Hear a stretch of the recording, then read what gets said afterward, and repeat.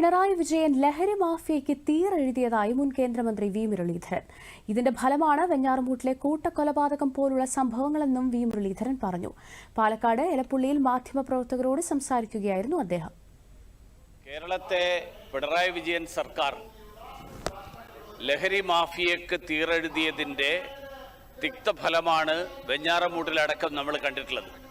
സംസ്ഥാന സർക്കാർ അതിന് കുഴലൂതുന്ന ഒരു നിലപാടാണ് എടുത്തിട്ടുള്ളത്. അതുകൊണ്ടാണ് ഒരു MLAയുടെ മകൻ കഞ്ചാവ് കേസിൽ പ്രതിയായപ്പോൾ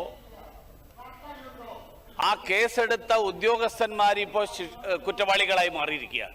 എലപ്പുള്ളിയിലെ പ്രശ്നത്തെ സംബന്ധിച്ച് വളരെ വ്യക്തമായിട്ടുള്ള അഴിമതിയും വളരെ വ്യക്തമായിട്ട് ഇതിന്റെ പിന്നിൽ നടന്നിട്ടുള്ള വലിയ സാമ്പത്തിക അഴിമതി, അതാണ് ഈ ഡിസ്റ്റിലറി ഇവിടെ സ്ഥാപിക്കാൻ വേണ്ടിയിട്ടുള്ള തീരുമാനമെടുത്തതിന് പിന്നിൽ.